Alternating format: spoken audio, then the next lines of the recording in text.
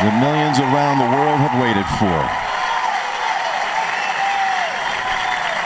Waited for years. Many doubted we'd ever see it.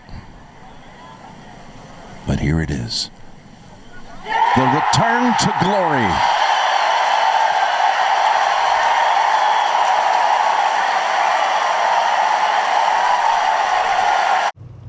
What you just saw was Tiger Woods winning his 5th ever Masters in 2019 at the age of 43, 14 years after his previous win.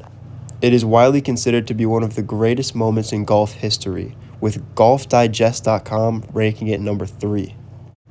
But why do we care so much about who wins the Masters? After all, there's 50 professional annual golf tournaments in a single year. So then why does the world of golf seemingly put the Masters on a pedestal? Why do we value the Masters over other ordinary tournaments? Why is it the highest achievement a golfer can get? What makes it the Super Bowl of golf? The Masters sustains its prestigious reputation through 3 main concepts: strict tradition, golf maintenance, and exclusivity.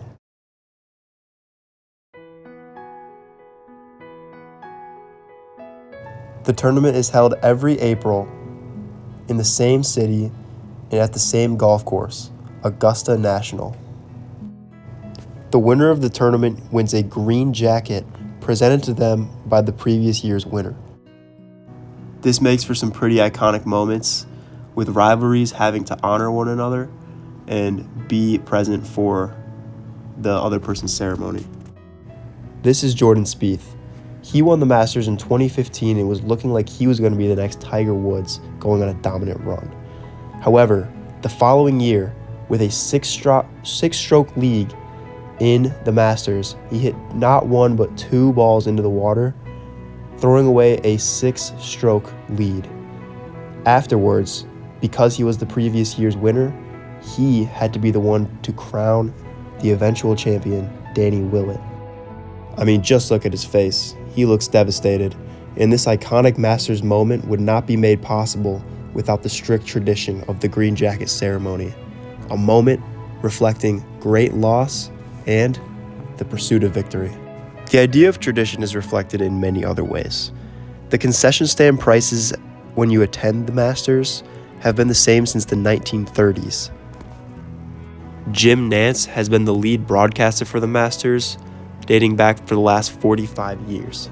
They hold him to a high standard, not allowing him to say words such as fans and the rough, and replacing it with words such as patrons or the second cut.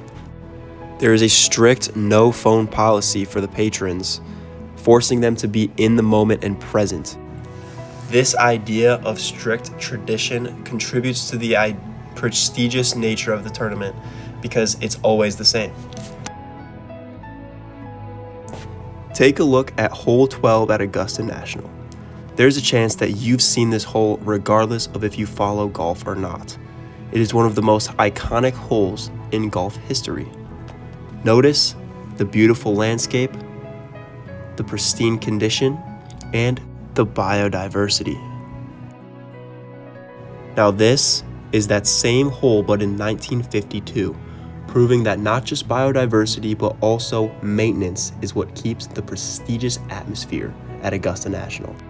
Most sources agree that Augusta National is right up there at the top with some of the best kept golf courses in the nation.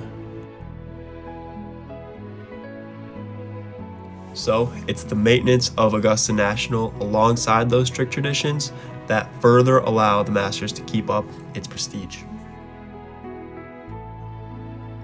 To understand just how exclusive Augusta National actually is, we need to look at the root of the word exclude, meaning to prevent or restrict the entrance of or to bar from participation, consideration, or inclusion.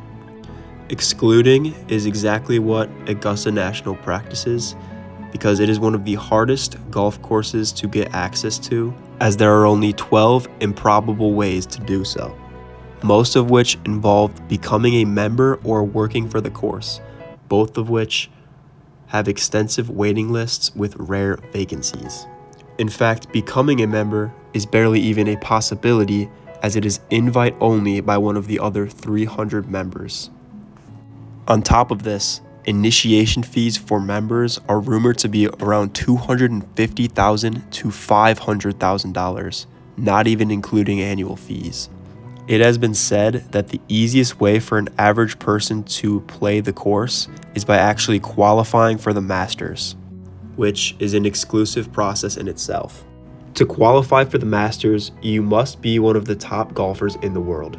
There are a couple ways to earn invites, such as win a previous Masters, in which case you get a lifetime invite forever, be a top 50 ranked golfer from the previous year, be a major champion in the last 5 years, win the Players Tournament of that year, be the U.S. Amateur Champion of that year, place top 12 in the previous year's Masters, or win the U.S. Amateur for Latin America. Some of this exclusivity ties into the idea of strict tradition, but it is certain that the exclusivity provides mystique as well as ambiguity that contribute to the Masters aura.